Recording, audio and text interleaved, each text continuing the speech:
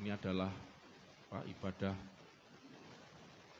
pembuka tahun ya, di mana kita ibadah tahun baru ini biasanya kalau tahun-tahun sebelumnya kita ibadah malam hari saudaraku ya.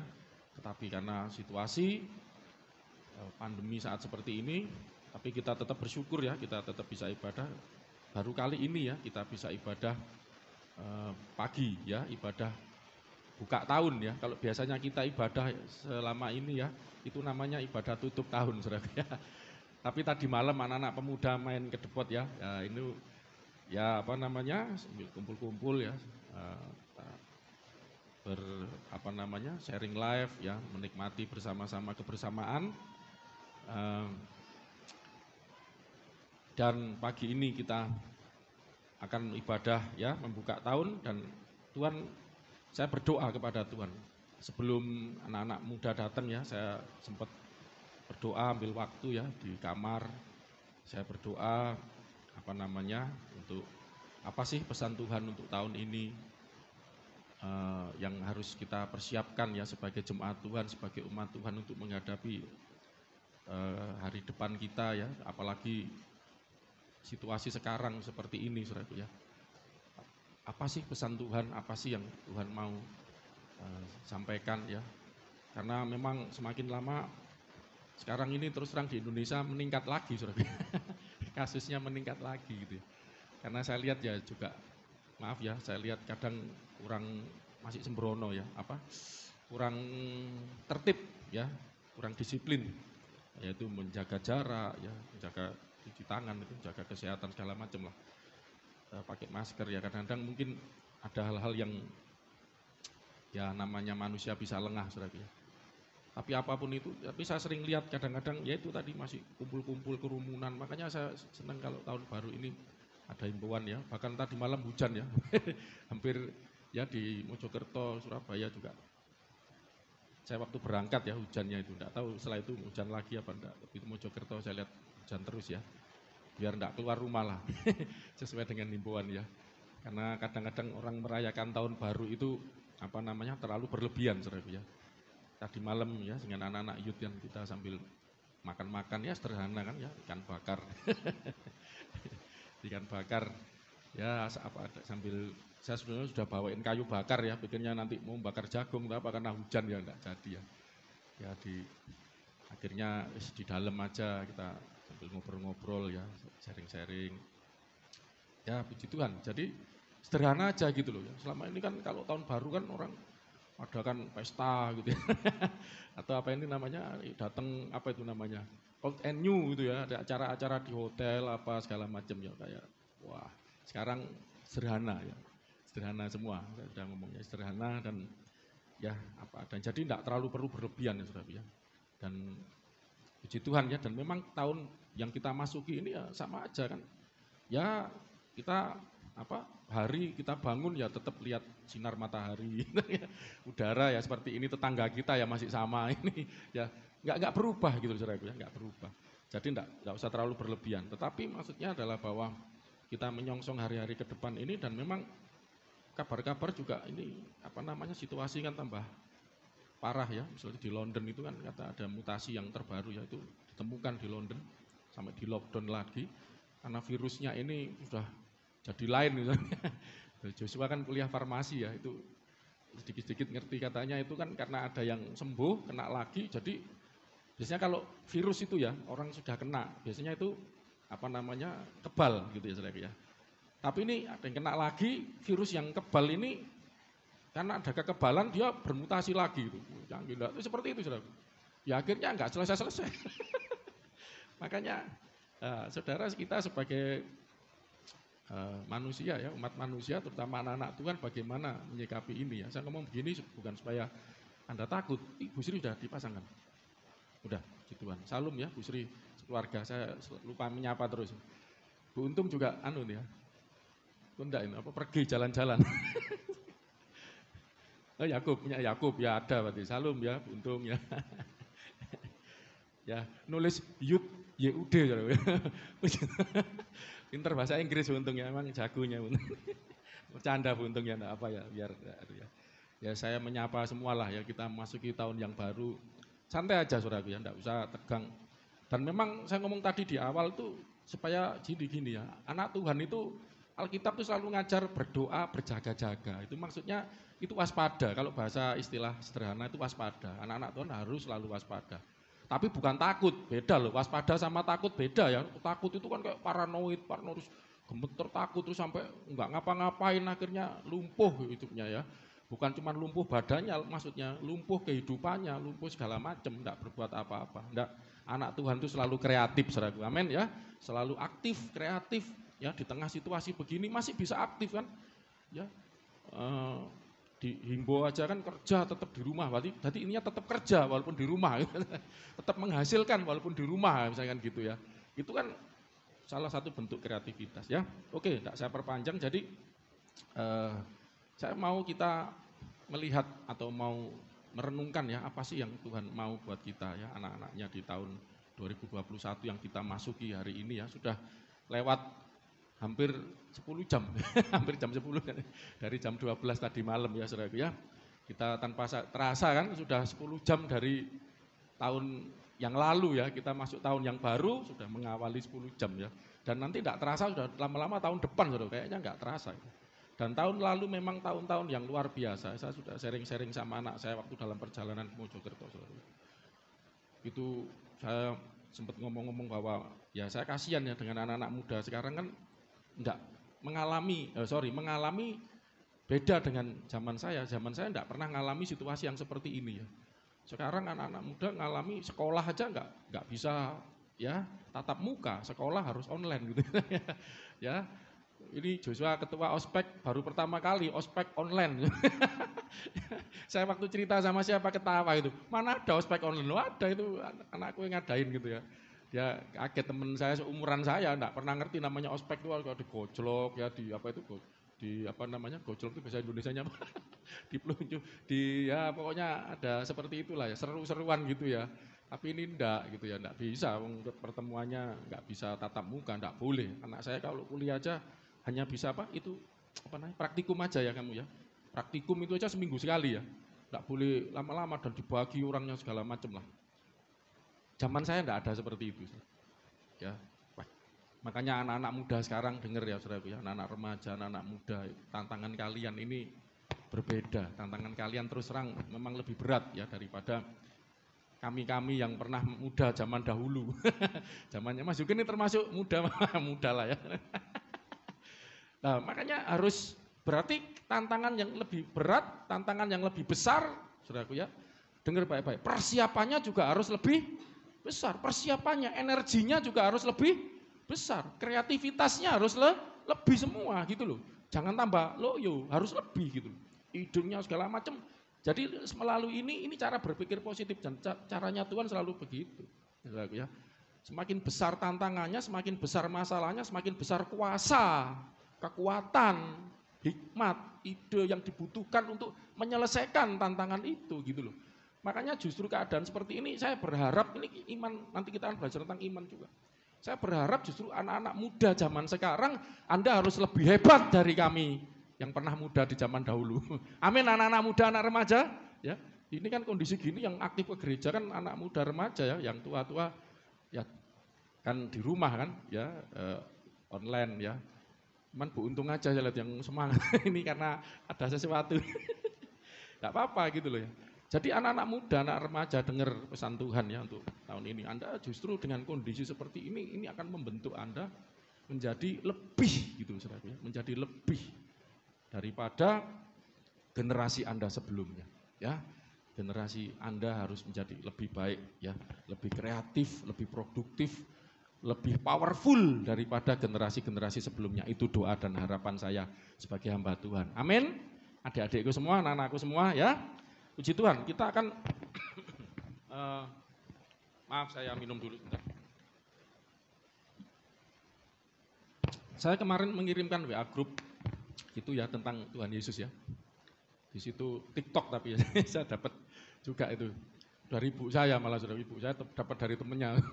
Ibu saya walaupun sudah umur 70 hampir 73 nanti Februari. Wah, itu ya aktif zaman sekarang online semua. Ya punya grup sendiri ya. Ya teman-teman gereja juga dapat TikTok itu tentang Tuhan Yesus ya, itu kan aku adalah Yesus ngomong, itu kan cuplikan filmnya Tuhan Yesus ya. Di situ Yesus mengatakan akulah Alfa dan Omega, yang awal dan akhir. Bahasa Yunani itu memang huruf awalnya alfa ya, A, akhirnya bukan Z kayak kita, Omega ya. O-nya huruf Yunani itu ada 2 ya, Omikron, O biasa sama Omega yang lambangnya tahu sendiri lah Omega ya. Yang sekolah kan tahu ya, Alfa dan Omega, yang awal dan yang akhir. Aku yang mengawali segala sesuatu dan mengakhiri segala sesuatu. Aku adalah permulaannya dan aku adalah akhirnya. Yesus berkata seperti itu. Dan siapakah Yesus itu? Kita sudah belajar, sudah sering belajar. Bahwa sudah diajarkan di tempat ini bahwa Yesus belum turun ke dunia menjadi manusia. Dia sejatinya adalah siapa, saudaraku? Firman Allah. Makanya tema saya kali ini adalah dimulai dengan firman. Apa saudaraku? 1, 2, 3. Dimulai dengan firman. Kenapa? Saya sudah sharing-sharing sama Mas Yoga tadi malam, enggak apa-apa. Ini dengar lagi Mas Yoga ya. Jadi Allah saja memulai segala sesuatu dengan firman. Nanti saya akan tunjukkan ayatnya. Allah saja memulai segala sesuatu dengan firman. Apalagi kita gitu. Allah itu kan teladan kita. Sempurnalah kamu, hendaklah kamu sempurna karena Bapamu di surga sempurna. Kuduslah kamu katanya Bapa kan, karena aku Bapamu kudus. Jadi Bapa itu teladan kita. Aku memulai segala sesuatu dengan firman. Demikian juga dengan kamu. Apa maksudnya? Coba kita lihat Kejadian pasal 1 ayat 1 kan. Ya di situ dikatakan apa? Pada mulanya Allah ngapain saudaraku? Ya, Bereshit bara Elohim. Pada mulanya Allah itu mencipta. Dan saudara tahu Allah mencipta itu dengan apa, saudaraku? Firman loh, sudah diajarkan kan? Bahwa Allah berfirman maka semuanya jadi. Nanti saya akan tunjukkan ayat pembandingnya juga. Jadi pertama kali, jadi ya ini memang agak hati-hati menjelaskannya. Maksud saya begini, ya saya berusaha menjelaskan gini karena memang Allah itu, ya kan saya selalu mengajarkan di sini juga, di Alkitab juga banyak ya, Allah itu disebut antropomorfisme. Menggambarkan, menjelaskan dirinya kepada kita melalui Alkitab itu sebagai bentuk manusia ya, telinga, melihat, mendengar itu kan ya, telingaku gak kurang tajam untuk mendengar, tanganku ya, padahal Allah itu kan roh, enggak ada tangan, enggak ada kaki, enggak ada. Tapi itu sebagai antropomorfisme lah. Saya juga akan menjelaskan seperti ini supaya Anda mengerti. Jadi misalnya gini, Allah kita itu maha ada, dengar baik-baik. Allah kita itu apa, saudaraku? Saya harus sebut maha ada ya. Kalau kita ini ada, kita ada karena diadakan, diciptakan. Segala sesuatu diciptakan. Di dunia ini, di alam semesta ini sebenarnya hanya ada 2 jenis saja, pencipta dan ciptaan. Pencipta itu bahasa Arabnya khalik ya. Khalik kita ini makhluk ya, khalik dan makhluk ya. Al-khalik dan kita ini makhluk. Dan pencipta ini saudaraku maha ada dengan sendirinya. Nah, saya mencoba menjelaskan begini, saudara jangan keliru, tapi intinya supaya Anda dapat gambaran ya. Ketika Allah itu kan ada dengan sendirinya, enggak tahu kapan mulainya, kekal kan, ya saudaraku, enggak ada awal, enggak ada akhir. Jadi yang mengawali dan yang mengakhiri. Ketika Allah ada, istilahnya gitu ya, bukan berarti Allah enggak pernah ada. Jadi waktu keberadaan Allah, saat Allah ada, saat itulah firman itu juga ada dan berkarya gitu. Makanya ayat ini menjelaskan pada mulanya Allah menciptakan. Jadi ya saya bukan ngomong berarti sebelumnya jangan salah loh ya, Allah belum ada terus tiba-tiba ada, enggak. Ya sulit menjelaskan memang ya, itu kekal. Jadi istilahnya gini, ketika Allah ada, ya berarti apa ya? Keberadaan Allah itu bersama-sama dengan firman. Dan ketika firman ada, penciptaan terjadi gitu loh saudaraku. Ya saya ngomong gini kan berdasarkan antropomorfisme, pemahaman manusiawi kita gitu.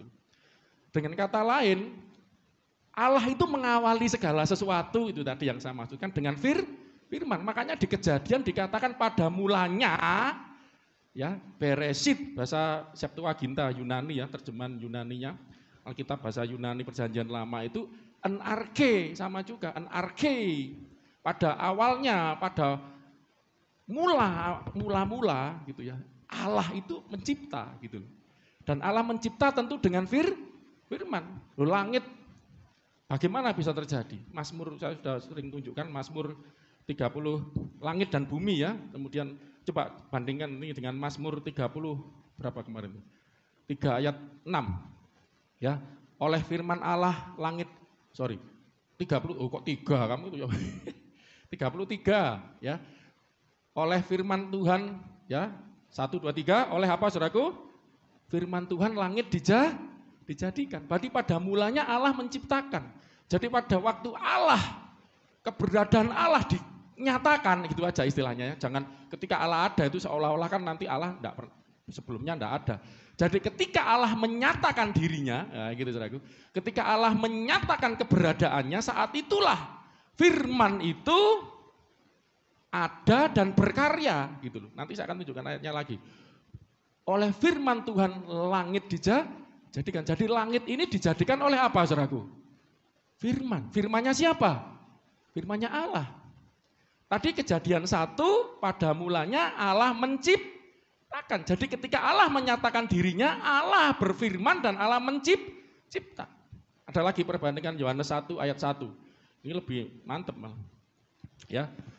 Kita lihat Yohanes 1 ayat 1. 1, 2, 3. Pada mulanya adalah firman. Hampir sama dengan kejadian 1. Pada mulanya Allah menciptakan. Pada mulanya adalah firman. Dan firman itu bersama-sama dengan Allah. Dan firman itu adalah Allah. 2. Ia pada mulanya bersama-sama dengan Allah. Ia ini yang dimaksud firman. Nanti saya akan tunjukkan pertama kali ketika Allah menyatakan diri itu dengan berfirman. Gitu loh Saudaraku, sederhananya begitu. Ayat 3. Segala sesuatu, 1, 2, 3 dijadikan oleh dia, firman, sang firman tadi. Sebenarnya terjemahnya pada mulanya adalah sang firman. En arki, en ho logos. Ho itu sang, the bahasa Inggrisnya. Pada mulanya adalah sang firman. Sang firman itu bersama-sama dengan Allah sejak mulanya. Dan sang firman itu adalah Allah gitu. Karena bersama-sama dengan Allah. Dan segala sesuatu dijadikan oleh sang firman ini. Dan tanpa dia, tanpa sang firman tidak ada sesuatu pun yang telah jadi dari segala yang telah dijadikan. Kata-kata ini penting. Tidak ada sesuatu pun yang jadi. Tidak ada sesuatu pun yang telah jadi tanpa dia. Dengan kata lain, orang Kristen hanya mengenal satu pencipta. Tidak ada pencipta yang lain. Tanpa dia, tanpa sang firman, tidak ada suatu pun yang telah jadi dari segala yang dijadikan. Jadi Allah itu menciptakan segala sesuatu dengan firman-Nya. Hati ya, pelan-pelan ya, karena kalau enggak bisa keliru. Karena saksi Yehova menerjemahkan itu ngaco ya, sehingga seolah-olah firman itu adalah posisinya di bawahnya Allah. Firman itu diciptakan. Nah ini penting sudah belajar ya. Karena saksi Yehova itu bahaya banget Saudaraku ya, ajarannya meleset banget. Dia mengajarkan bahwa jadi Yesus itu diciptakan. Sang firman itu diciptakan. Ya. Coba secara logika kita pikirin. Tadi kita belajar ya, Allah itu menciptakan dengan apa Saudaraku? Ini penting belajar. Allah itu menciptakan dengan apa? Firman-Nya. Lah kalau jadi orang saksi Yehova pemikirannya Allah ada duluan ya, terus baru firman diciptakan. Makanya ayat ini menjelaskan firman itu bersama-sama. Ya, adanya bersama. Tapi kalau saksi Yehova Allah dulu baru firman. Sekarang logikanya gini. Tadi kita tahu bahwa Allah itu menciptakan segala sesuatu dengan apa? Firman. Terus itu nanti mirip ajarannya ini Saudaraku, kayak Hindu. Jadi Brahma itu yang menciptakan. Tapi Brahma ini sebetulnya ada keluar dari, saya lupa belajar itu, keluar dari pusarnya Wisnu enggak salah. Jadi gitu loh. Saya maaf kalau salah. Intinya itu jadi pencipta ini ada yang nyiptakan gitu loh, kira-kira gitu. Lah kayak mirip itulah. Padahal enggak gitu. Kalau misalnya firman ini diciptakan, padahal Allah itu menciptakan dengan firman, berarti Allah menciptakan dengan firman yang mana gitu loh. Kalau firman itu diciptakan, kalau Yesus sang firman itu diciptakan, Allah menciptakannya pakai apa sekarang? Allah menciptakan pakai apa? Padahal Allah itu menciptakan segala itu dengan firman. Ini loh makanya pemahamannya. Lah, saya akan tunjukkan nanti ini juga saksi Yehova sering salah. Saya perlu jelaskan ini supaya Anda mengerti, mengenal Allah dan firman-Nya, Bapa dan firman-Nya, dan Anda hidup di dalamnya gitu loh. Amin saudaraku. Amsal 8 ayat 22 mulai. Amsal 8 ayat 22. Kamu itu loh kok sering salah, itu dua-dua ya, dua kamu.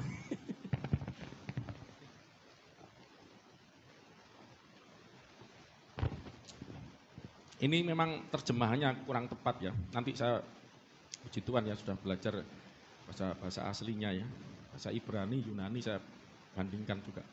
Septuaginta, Teks Masoret, coba ya. Mulai 22, nanti terus ya 23 sampai 25. Satu, kita baca sama-sama yuk ya. Kita akan belajar bagaimana Allah saja memulai segala sesuatu dengan firman gitu. Nah kita juga sebagai anak-anaknya, ayo kita hidup juga mulai segala sesuatu dengan firman. Kita baca sama-sama, 1, 2, 3. Tuhan ini yang dimaksud Allah ya, karena huruf besar semua ya, dimaksud Yahweh ya, Yehova itu. Allah, Tuhan telah menciptakan aku, nanti yang dimaksud aku itu hikmat, ayat di atasnya itu hikmat, logikos. Logikos itu tentang Yesus ya. Tapi ini nanti terjemahnya bukan menciptakan. Bahasa Ibrani menciptakan tadi saya katakan di Kejadian 1 itu Bereshit bara Elohim.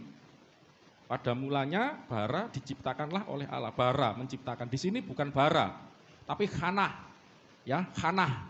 Khanah itu King James itu malah benar terjemahkan. Alkitab bahasa Inggris, possess ya. Dan memiliki ya. Mendapatkan, jadi kalau bahasa Inggrisnya itu Tuhan telah memiliki aku, mendapatkan ya, memiliki aku sebagai permulaan pekerjaannya gitu loh, beda loh ya menciptakan sama memiliki. Memang bahasa Yunaninya saya selidiki kenapa kok penerjemah kok pakai kata menciptakan ya, itu bahasa Yunaninya ektisen itu kalau ciptaan, ini sedikit-sedikit ya, enggak apa-apa ya, mencipta itu episen ya, episen itu NRK.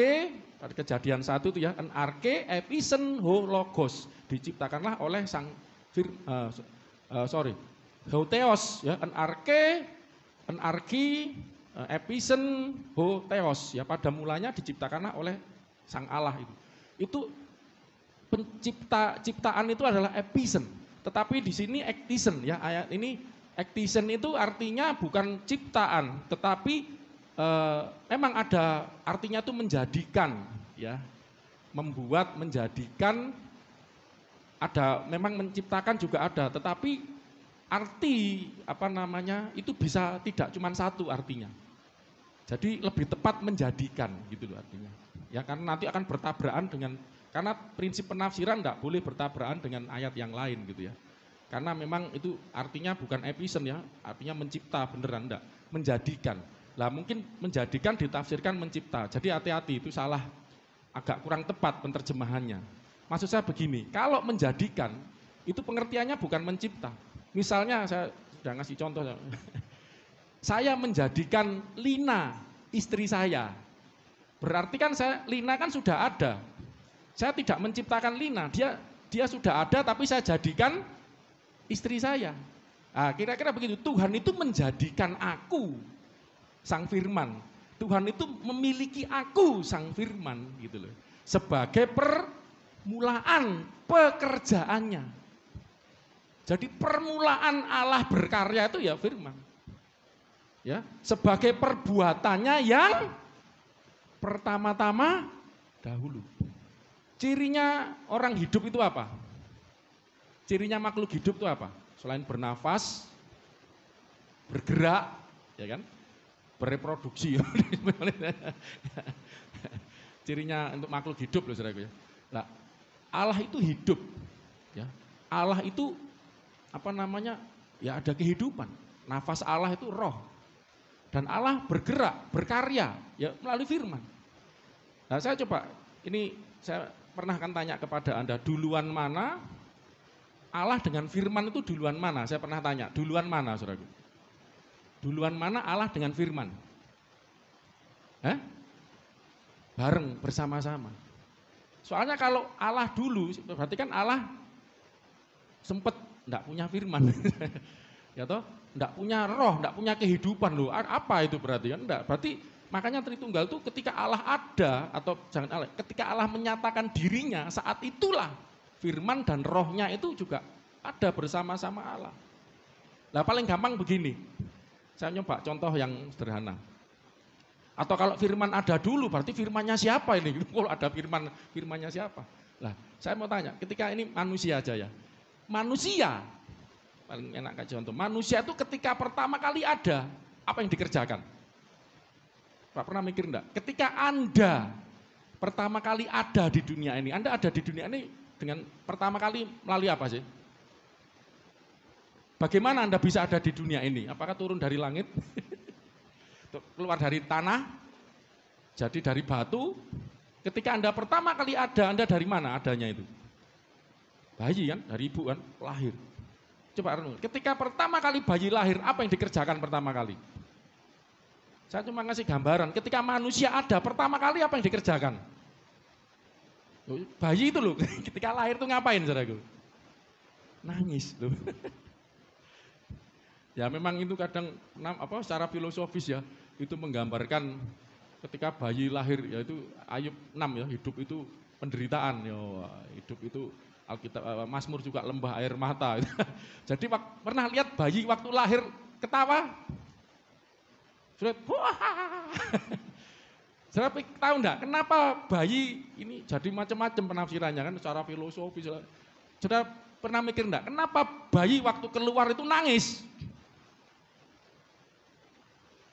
Pernah mikir enggak? Kenapa bayi itu waktu keluar dari ibunya, dari sang ibu, sang mama, kok nangis? Pernah mikir enggak? Kok enggak tertawa? Atau kok enggak ngomong? Atau kok enggak apalah istilahnya? Enggak apa gitu loh, atau tiba-tiba terus berdiri jongkok atau enggak. Kenapa baru keluar kok langsung nangis? Kenapa? Pernah mikir enggak? Kenapa dia nangis? Ini ada dua. Ini kalau secara filosofis kan jawabannya, karena dunia ini lembah air mata. Jadi ketika bayi lahir disambut dengan air mata, keluar air mata membayangkan hidup di dunia ini. Apalagi zaman sekarang, tadi saya katakan kan, zaman pandemi gini, dia walaupun dia enggak ngerti, dia sudah membayangkan, hidup di dunia ini berat, hidup di dunia ini susah. Coba baca Ayub 6 itu ya. Itu kan secara filosofis ya. Tapi secara kedokteran, enggak apa-apa, nanti secara teologis juga. Penafsiran yang saya dapat ya, saya doa, saya renungkan. Enggak tahu saya ini aneh-aneh, senang merenungkan, mungkin Anda enggak mikir, ngapain mikir utang, mikir cicilan. Ya pendeta banyak waktu baca Alkitab merenungkan ya. Kalau secara kesehatan, udah diajarin belum? Kenapa bayi kok nangis? Boleh keluar dari ibunya nangis loh, kenapa? Itu filosofis lah. Iya.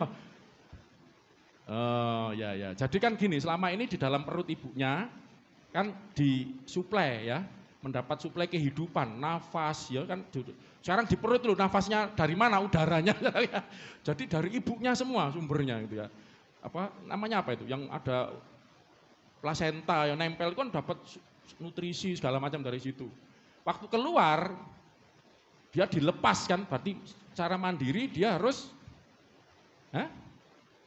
berusaha sendiri. Jadi waktu keluar dari sang bayi ini, keluar dari ibunya, ya, dia harus hidup sendiri, mandiri, ya toh, cari nafas sendiri, nanti cari makan sendiri ya. Jadi filosofis jadi nangis mungkin. Padahal bukan itu kan, secara kesehatan supaya bisa bernapas. Ya makanya kalau ada bayi yang lahir nggak nangis, bahaya itu saudaraku. Biasanya diangkat gini ya. Diangkat gini biasanya loh, terus kayak ditaruh di gini kan, biar nangis gitu. Kalau enggak dicobit kan, biar nangis, akhirnya dia bisa bernapas sendiri. Karena selama ini dia bernapas di perut ibunya mendapat suplai, dari plasenta itu kan ya. Dari area segala macam dulu, enggak tahu lah, saya belum lihat dalam. Yang belajar kan tahu ya itu ya. Jadi dari situ. Tapi waktu keluar, dia harus bernapas sendiri. Ya kan? Jadi supaya dia kenapa nangis? Yang pertama supaya bernapas. Yang kedua, kenapa nangis? Karena dia punya suara. Dia punya logikos, punya logos. Logikos itu akal budi loh, kan aku harus bernapas. Itu walaupun enggak bisa mikir kan, ini kan secara logikosnya ya. Kalau enggak bernapas mati bayi ini. Jadi dia keluar suara kan, masuk nangis enggak ada suara. Enggak kan saudara, mesti kan tambah keras kan. Berarti kalau ketika Anda nanti melahirkan bayi ya, yang perempuan, satu kali punya anak itu keluar, nangisnya tambah kenceng, seneng, wah anakku nafasnya luar biasa, kenceng banget. Ya, karena dia punya suara. Jadi masalah gini loh, ketika ketika manusia itu pertama kali ada, lahir, bayangkan itu sudah, karena dia ada suara, memang, jadi gini, kalau ini sambil dibandingkan ya, duluan mana yang ada, bayi itu atau logikos atau logosnya atau suara, walaupun dia tidak bisa ngomong kan, tapi dia punya suara, yang harus dikeluarkan, duluan mana bayi sama suara itu? Kalau tadi Anda katakan Allah dengan firman bersama-sama, nggak ada yang lebih dulu. Dengan rohnya juga bersama-sama. Seperti bayi ini, dengan suaranya, dengan rohnya atau nafasnya, duluan mana? Sama. Oh, ditanya gitu bingung. Sama kan? Bukan terus ada bayinya dulu, baru ada nafas. Enggak, ini kan gambaran. Makanya saya menjelaskan gini, ini kan makanya enggak kebetulan Alkitab ngomong manusia itu diciptakan serupa dan segambar dengan Allah. Jadi ketika melihat manusia bukan berarti Allah itu seperti manusia. Kita ini yang diciptakan seperti gambarnya Allah. Jadi ada kemiripan gitu ya. Jadi waktu dikatakan ketika manusia itu ada, saat itu juga rohnya itu atau hidupnya itu, nafasnya itu ada sekaligus logosnya. Gini loh, orang itu bisa ngomong karena punya akal. Lah bayi itu walaupun belum bisa ngomong, tapi akalnya ada loh, punya akal budi. Itu manusia itu luar biasa. Dia harus bernapas tadi, Joshua ngomong tadi. Dia harus bernapas. Tanpa sadar ada suatu logika dalam dirinya, aku harus bernapas. Makanya dia nangis gitu saudaraku ya. Nah ini coba renungkan, bener enggak saudaraku? Jadi bayi itu walaupun mungkin kita bisa jawab secara naluri. Bayi itu nangisnya secara apa?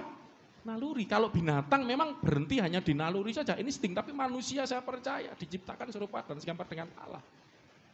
Kalau saudara baca Alkitab, ada dicatat di Alkitab bayi yang sejak dalam kandungan sudah penuh Roh Kudus, diurapi Tuhan. Siapa itu? Yohanes Pembaptis. Itu sudah penuh Roh Kudus. Apalagi Tuhan Yesus. Itu sejak dalam kandungan, malah saudara muslim itu di Qur'annya itu waktu lahir itu ngomong, katanya ngomong, aku diutus Allah gitu loh ya saudara. Itu memang diambil dari Injil-Injil apokrif ya, abad-abad ketiga, keempat itu. Nah memang menggambarkan bahwa bayi itu saya percaya bukan cuma naluri seperti binatang, karena dia punya logikos, ya dia ada logos di dalam dirinya, ya seperti Allah itu ada logosnya. Ada rohnya di dalam diri Allah. Demikian diri kita. Ada logos, logika itu loh. Ya. Jadi logos itu adalah suatu ekspresi, ya perkataan, tapi bukan sekedar perkataan, ekspresi yang dikeluarkan. Memang manusia ekspresinya nggak cuma perkataan dengan aktivitas, dengan karya ya. Tapi itu hasil dari pemikiran, ide, logikosnya gitu. Itu dari Allah, saudara. Ya. Makanya dengan kita mengerti hal seperti ini, coba renungan. Allah saja memulai segala sesuatu, ya, yang pertama-tama dengan firman-Nya. Dan ternyata manusia tanpa sadar ketika bayi lahir, ketika pertama kali ada, logikosnya ada, muncul, dia nangis, dia harus survive. Ya tahu tadi kamu bilang, karena dia harus survive, dia harus mandiri, dia selama ini bernapas dapat dari ibunya. Tiba-tiba harus dilepas, nggak ada lagi napas yang menyuplai dia logikosnya main, logikanya main, logosnya berkarya, bekerja, langsung nangis, teriak, wah, bernapas, hidup, dan harus survive, harus hidup. Luar biasa loh, manusia itu diciptakan Tuhan, ya di antara makhluk yang lain ini, tidak ada yang seperti manusia, ya, sebetulnya cipta. Sampai ada disebutkan paling sempurna, ya sempurna dari segala ciptaan. Ya sama Allah jauh lah. Itu masih serupa ya seperti dengan Allah, tapi bukan Allah manusia. Tidak sama ya, seperti itu tidak sama. Ya. Nah, kembali ke sini. Jadi coba ayat ke-23 juga. Ya, nah ayat ini juga dibentuk ini bukan berarti dicipta, sudah pada zaman purbakala aku dibentuk pada mula pertama sebelum bumi ada ya. Jadi sudah dimiliki Allah sudah dijadikan Allah sebagai sebagai sumber karyanya ya. Sebelum bumi ada 24, sebelum air samudra raya ada, aku telah lahir. Jadi Yesus itu tidak diciptakan, dilahirkan. Ya. Istilah dilahirkan itu bukan, Allah itu kalau melahirkan istilahnya itu bukan secara biologis seperti manusia. Ini adalah ungkapan ya. Seperti orang istilah lahirkan tidak selalu bicara biologis. Ya, melahirkan karya, ya, melahirkan ide itu kan. Lah, apalagi Yesus itu kan logos, firman. Ya. Pada mulanya firman itu bersama-sama Allah, firman itu adalah Allah. Ya. Jadi Yesus ini ada sebelum segala sesuatu dijadikan, karena dia yang menjadikan segala sesuatu. Ya. Nanti kalau kepanjangan. Nah, kembali ke Yohanes 1 ayat 14. Tadi belum dibaca yang ayat 14-nya. Yohanes pasal 1. Coba lihat ayat ke-14. Ya, kita akan lihat sama-sama bahwa Yesus Sang Firman itu ditegaskan di ayat ini. 1, 2, 3. Firman itu telah menjadi apa saudaraku? Manusia. Dan diam di antara kita. Dan kita telah melihat kemuliaannya. Ya, jadi firman yang mulia yang menciptakan segala sesuatu. Firman yang permulaan dari pekerjaan Allah. Di mana Allah ketika Allah menyatakan diri, firman itu menyatakan juga. Roh itu juga menyatakan diri. Kehidupan Allah dinyatakan karena pada waktu penciptaan firman itu yang mencipta, roh yang memberi kehidupan istilahnya itu pada segala ciptaan. Makanya dikatakan Kejadian 1 pasal 1 ayat 2, roh Allah melayang-layang atau merahebet, mengerami seluruh ciptaan untuk memberi kehidupan. Itu bahasa teologis. Jadi roh Allah itu memenuhi segala ciptaan, memberi kehidupan gitu loh. Apa yang telah diciptakan oleh Sang Firman itu. Jadi Allah itu kan sudah saya simpulkan, mengajarkan kepada Anda, Allah itu selalu berkarya atau bekerja melalui firman dan dengan rohnya. Roh itu adalah nafasnya Allah, hidupnya Allah, kekuatannya Allah, energinya Allah, ya, kehidupan dari Allah. Oke, kita telah melihat kemuliaannya, yaitu kemuliaan yang diberikan kepadanya sebagai apa saudaraku? Anak tunggal Bapa, penuh kasih karunia. Jadi anak Allah, anak tunggal Allah itu, yang dimaksud anak Allah itu adalah siapa saudaraku dari ayat ini? Firman Allah. Ya kan? Makanya kenapa disebut anak Allah? Karena aku telah dilahirkan sebelum dunianya. Sebagai firman, jadi yang apa sih istilah lahir? Lahir kan satu yang keluar. Dan Yesus berkata, aku keluar dari Bapa. Jadi waktu Yesus keluar dari Bapa berkarya, firman mencipta itu kan istilah dilahirkan itu karena itu gitu loh. Bukan karena Allah kawin sama siapa, ibu siapa, terus katanya ada bidannya, dilecehkan gitu ya, nggak ngerti gitu. Ya kembali ke sini, jadi inilah anak Allah itu Sang Firman dan penuh dengan kemuliaan. Ya, coba dibandingkan lagi dengan Yohanes ya. Surat Yohanes 1, Yohanes pasal 1, mulai ayat 1 coba. 1 Yohanes 1 ya, ayat 1. Nah, kita akan baca sama-sama. Lihat saudaraku ayat ini, 1, 2, 3. Apa yang telah ada sejak semula. Rasul Yohanes sih unik ya, setiap selalu ada sejak semula, pada mulanya. Dia selalu memulai dari awal, ingin memulai dari awal gitu ya. Pada mulanya ada firman. Nah, ini juga. Apa yang telah ada sejak semula, yang telah kami dengar, yang telah kami lihat dengan mata kami, yang telah kami saksikan dan yang telah kami raba dengan tangan kami tentang siapa? Firman hidup. Itulah yang kami tuliskan kepada kamu. Jadi Rasul Yohanes sedang menuliskan, menjelaskan, mengajarkan tentang Kristus. Siapa Kristus? Sang Firman yang hidup itu, yang telah dilihat sendiri, diraba sendiri, dengan mata, didengar, yang disaksikan sendiri, ngalami sendiri pengalaman dengan firman hidup itu. Ayat 2, hidup itu telah dinyatakan. Baca sama-sama, dan kami ini para rasul ya, telah apa saudaraku? Melihatnya. Dan sekarang kami bersaksi. Dan kami memberitakan kepada kamu tentang hidup kekal yang ada bersama-sama dengan Bapa, ya tadi ya. Dan yang telah dinyatakan kepada kami. Jadi hidup kekal yang bersama Bapa, hidup yang bersama Bapa, firman yang hidup itu. Ya, karya Bapa, firmannya Bapa itu, firman yang hidup makanya istilahnya, itu dinyatakan menjadi manusia dan kami melihat sendiri gitu. Kami menyaksikan, kami mendengar, kami ngalami sendiri dan itu kami beritakan gitu loh. Makanya saksi hidup, para rasul itu saksi hidup. Ya, mereka menceritakan yang mereka alami, yang mereka ajarkan, apa yang mereka terima sendiri dari Yesus. Dan dari situlah kita akhirnya mengenal kekristenan, ya, mengenal kebenaran. Oke, kita akan, saya akan masuk ke sini, saudaraku ya. Saya sudah kapan itu kan ngomong, pengen mengajarkan tentang surat Petrus ya, ajaran Rasul Petrus ya, yang selama ini banyak kita kan dituduhkan hanya ajaran Kristen itu ajarannya Paulus segala macam. Enggak. Ajaran Petrus pun juga ngajar Tritunggal, sudah saya jelaskan beberapa waktu lalu. Bahkan tentang firman, saya kepingin kita melihat apa yang diajarkan Rasul Petrus tentang firman. Memang walaupun tidak seperti Rasul Yohanes ya, yang menyebut Yesus itu ini loh firman yang jadi manusia, firman yang datang kepada kami, yang kami saksikan, kami raba, kami dengar, yang akhirnya kami ngalami sendiri dan kemudian kami saksikan kepada kami. Tiganya apa ini? Ada enggak? Tiga coba. Nah, ini penting, baca sama-sama sebelum saya masuk ke surat Petrus ya. 1, 2, 3. Apa yang telah kami lihat dan yang telah kami dengar itu, pengalaman secara pribadi dengan Sang Firman yang jadi manusia ini, kami beritakan kepada kamu juga. Supaya tujuannya apa sih? Para rasul ini menceritakan, membagikan, menyaksikan pengalaman pribadi mereka dengan Sang Firman yang jadi manusia, Sang Kristus tadi, supaya kamu pun, baca sama-sama 1, 2, 3, supaya kamu pun beroleh apa? Persekutuan dengan kami, menjadi seperti kami, memiliki persekutuan dengan firman ini seperti kami gitu loh. Dan persekutuan kami adalah persekutuan dengan Bapa dan dengan anaknya Yesus Kristus, anaknya Sang Firman tadi. Jadi Rasul Yohanes sedang mengajak kita memiliki persekutuan dengan Kristus, itu maksudnya persekutuan dengan firman-Nya Bapa. Ya. Tahun ini saudaraku, saya kepingin Anda nangkep sesuatu bahwa Anda harus memulai dengan firman. Katakan memulai dengan firman. 1, 2, 3, memulai dengan firman.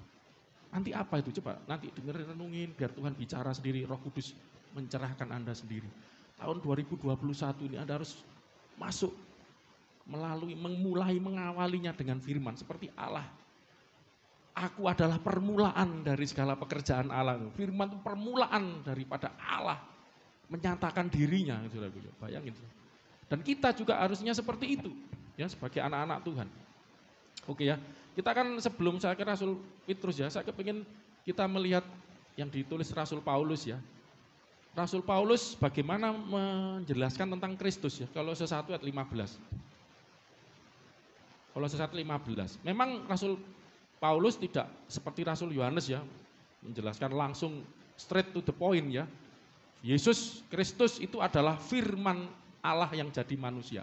Tadi ayatnya sudah saya buka ya, Yohanes 1 ayat 1, 2, 3, 14, 1 Yohanes 1 ayat 1, 2, dan 3. Sekarang Rasul Paulus ya, di dalam Kolose 1 ayat 15 mengatakan tentang Yesus ya, tentang Kristus. Dia mengatakan 1, 2, 3, Yesus adalah, ia adalah apa saudaraku, situ katakan gambar Allah yang tidak kelihatan, yang sulung, lebih utama dari segala yang diciptakan ya. Karena kenapa? Ayat 16, karena kenapa Yesus itu lebih utama ya dari segala yang diciptakan? Karena 1, 2, 3, di dalam dialah apa saudaraku?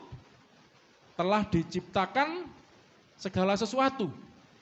Jadi oleh Yesus ini, di dalam Yesus telah diciptakan segala sesuatu yang ada di mana? Di sorga, yang ada di bumi. Tadi kan pada mulanya Allah menciptakan langit. Langit itu heavens ya. Heavens itu surga yang dimaksud. Surga, bahkan itu hasamayim bahasa Ibraninya. Jamak, heavens, pakai S. Jadi surga-surga, langit-langit, memang tingkap-tingkap langit kadang-kadang terjemahan. Jadi surga itu langit yang apa istilahnya heavens, pakai F, apa jamak. Kalau di Kristen itu sebenarnya penafsiran itu langit itu tiga tingkat saudara ya. Langitnya manusia, langitnya roh-roh ya, alam roh, langitnya Tuhan. Surga itu saudara ya. Nah, oke, itu nanti lain kali dibahas. Jadi menciptakan yang di sorga, yang di bumi, yang kelihatan dan yang tidak kelihatan, singgasana kerajaan, ya kalau 1:16-nya, pemerintah segala sesuatu diciptakan oleh siapa? Dia, Kristus, yang gambar rupa Allah tadi, dan untuk dia. Ketika orang membaca ini kaget loh, Yesus kok menciptakan, wong dia aja baru ada pada waktu Natal kan, 2020 tahun yang lalu kira-kira. Dia baru ada kok, bisa menciptakan. Nah, karena pemikirannya pada manusia Kristus. Yang dimaksud Rasul Paulus adalah sebelum Kristus itu jelma jadi manusia, dialah yang menciptakan segala sesuatu. Karena apa? Karena dia adalah firman Allah. Kalau ini ayat ini menjelaskan Yesus ini yang menciptakan. Loh, Yesus ini siapa? Apakah ada dua pencipta? Tidak. Sebetulnya Rasul Paulus sedang menjelaskan, ya Rasul Paulus orang Yahudi ngerti, semua orang Yahudi apalagi di ahli Taurat. Siapa yang menciptakan alam semesta ini? Siapa yang menciptakan saudaraku? Firman Allah, firman Tuhan. Makanya kenapa Rasul Paulus menulis ini? Karena dia tahu Yesus ini adalah sang firman. Gitu loh. Makanya dia nuliskan ini. Makanya saudara yang nggak ngerti, loh, kok Yesus yang menciptakan, loh, dia kan baru ada. Nah, yang dimaksud adalah Yesus sebelum turun ke dunia, sebelum segala sesuatu ada, sebagai firman dia menciptakan segala sesuatu. Ada yang lebih jelas lagi, 1 Korintus 8 ayat 6. Setelah ini saya berharap anak-anak Tuhan, khususnya jemaat Tuhan di tempat ini, menjadi lebih kreatif, lebih produktif, ya. Anda saat tadi dikatakan di awal, ya, dalam tantangan yang lebih besar ini Anda harus lebih effortnya, usahanya, energinya harus lebih besar, tadi saya katakan, ya. Dan apalagi saudara bekal ngerti dengan kebenaran firman, ya, firman Tuhan ini adalah kekuatan. Alkitab katakan firman Allah itu hidup, kuat, lebih tajam dari pedang bermata dua manapun. Bahkan firman ini berkuasa menjadikan yang tidak ada menjadi ada. Bayangkan kalau firman ini ada di dalam hidup Anda memulai hidupmu dengan firman, ya. 1 Korintus 8 ayat 6, baca sama-sama. 1, 2, 3. Namun bagi kita hanya ada berapa saudaraku? Satu Allah saja, yaitu siapa? Bapa, yang daripadanya, kita sudah belajar, ya, berasal segala sesuatu dan yang untuk dia kita hidup. Dan lanjutannya, satu apa saudaraku? Tuhan saja. Yaitu siapa? Yesus Kristus. Perhatikan selanjutnya. Yesus Kristus yang 1, 2, 3 olehnya segala sesuatu telah dijadikan. Jangan bingung, orang Kristen tidak boleh bingung. Ya, sekarang saya ulangi lagi, bingung enggak? Siapa yang mencipta? Siapakah sang pencipta itu? Siapa pencipta itu? Siapa pencipta itu? Allah atau firman? Bapa atau firman? Udah pinter Julio. Siapa? Bapa melalui, itu yang baru dari Sulawesi ini. Ngikutin enggak YouTube-nya? Siapa yang mencipta? Coba tak tanya dia ketiga. Yang pencipta, sang pencipta itu siapa? Sang Bapa, Allah, ya, Allah Bapa atau firman yang mencipta itu? Ayo ngowoh apa? Ngiler. Nah, yang mencipta itu adalah siapa? Ayo Mas Julio jawab. Itu buka sedikit lah, enggak kelihatan denger. Siapakah pencipta itu? Bapa atau firman? Bapa melalui firman. Jadi yang pencipta itu adalah Bapa melalui firman-Nya. Makanya oleh firman Allah langit dijadikan. Firman-Nya siapa? Firman-Nya Allah. Allah yang mencipta melalui firman-Nya. Coba bandingkan ayat ini. Bagi kita hanya ada satu Allah saja. Siapa? Bapa. Yang daripadanya berasal segala sesuatu. Sumbernya, asal muasal segala sesuatu. Yang untuk dia kita hidup. Dan satu Tuhan, siapa? Yesus Kristus yang olehnya. Oh aduh. Jadi Allah ini sumbernya, Yesus yang mengerjakannya. Olehnya, orang Kristen tidak boleh bingung gitu. Dan ayat ini kok Yesus Kristus kok yang menciptakan? Karena dia firman, sebelum jadi manusia dia firman, baru menyatakan dirinya. Lah di Petrus ada, coba kita lihat sekarang Rasul Petrus juga seperti itu. Kita lihat dulu ya. Petrus, 1 Petrus. Wah kacamata saya kecil-kecil banget ini. 1 Petrus pasal ini tentang pencipta ya, Bapa itu pencipta. 1 Petrus pasal 4 ayat 19. 1 Petrus pasal 4 ayat 19. Ya, saya sengaja nyebut ini ajarannya Yohanes. Saya sudah mau sama juga. Ini ajarannya Petrus, ini ajarannya Paulus. Biar Anda ngerti, walaupun yang ngajar Paulus, Petrus, Yohanes, tapi isinya sama. Ya. Karena sumbernya sama. Sumbernya dari Kristus, Roh Kudus nanti kita akan lihat. Karena itu 1, 2, 3 baiklah Juga mereka yang harus menderita karena kehendak Allah, ini bicara tentang Allah ya, menyerahkan jiwanya dengan yang dimaksud Allah ini Bapa ya, sudah kalau baca konteks di atas ini maksud Bapa, menyerahkan jiwanya dengan selalu berbuat baik kepada siapa, saudaraku? Pencipta yang setia. Melalui ayat ini Rasul Petrus sedang menjelaskan Allah itu pencipta yang setia. Allah itu pencipta. Coba bandingkan lagi dengan di Petrus juga ya, Rasul Petrus ngomong Allah itu pencipta. Ya kan? Terus di 2 Petrus pasal 3 ayat 5 coba. 2 Petrus 3 ayat 5 ya, 5. 1, 2, 3. Mereka sengaja tidak mau tahu, kita tidak usah bahas itunya ya, tapi ayat ini bahwa 1, 2, 3 oleh apa saudaraku? Firman Allah langit telah ada sejak dahulu atau diciptakan istilahnya. Padahal tadi di atas, ini orang Kristen harus ngerti ini gitu loh. Tidak bingung dengan hal ini. Di atas dikatakan Allah itu pencipta yang setia. Bapa itu pencipta yang setia. Tapi ayat di sini dikatakan langit itu diciptakan, dijadikan oleh firman Allah. Akhirnya kita bisa menyimpulkan gitu loh. Dari Rasul Yohanes, dari Rasul Paulus tadi, ya, dari Rasul Petrus, senafas semua bahwa Allah itu yang mencipta, Allah yang dimaksud Bapa, yang daripadanya berasal sesuatu, yang mencipta tetapi melalui atau menggunakan atau dengan dia bekerja, berkarya, mencipta dengan apa saudaraku? Firman-Nya itu Kristus. Makanya Kristus ini adalah manifestasinya Allah kepada segala ciptaan. Jadi Allah, manusia itu bisa mengenal Allah melalui Kristus. Itulah kenapa Yesus ngomong, tidak ada seorang pun bisa sampai kepada Bapa kalau tidak melalui aku. Orang mau mengenal Allah harus mengenal Sang Firman lebih dulu, Kristus. Ya. Dan ada lagi ajaran-ajaran yang bagus ya. Di dalam Rasul Petrus coba. 1 Petrus 1 ayat 20. Ya. Ini praeksistensinya Tuhan Yesus. Baca sama-sama. 1 ini yang dimaksud ia ini Tuhan Yesus. Konteks atasnya bicara tentang Tuhan Yesus. Saudara bisa lihat sendiri nanti. 1 Petrus 1 20. 1, 2, 3. Ia Tuhan Yesus telah dipilih sebelum dunia dijadikan. Jadi sebelum penciptaan. Yesus itu sudah ada gitu loh. Eksis. Makanya praeksistensinya Yesus. Eksis sudah ada sebelum sebelum lahir ke dunia ini sudah ada.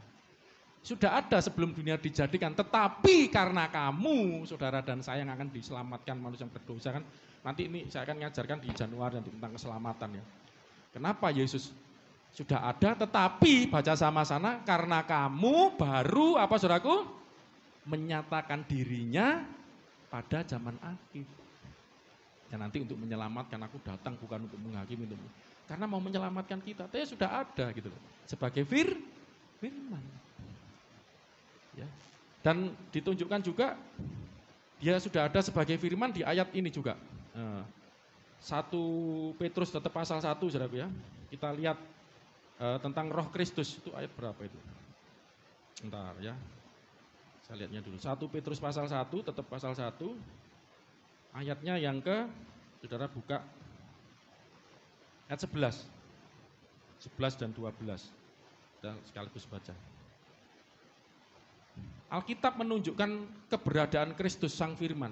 Ya, saya mau kita belajar tentang firman dan nanti hidup di dalam firman ini, saudara, ya, di dalam Kristus ini. Maksudnya, saudara coba mikir enggak? Kenapa Alkitab ngomong hidup di dalam Kristus? Apa sih hidup dalam Kristus itu?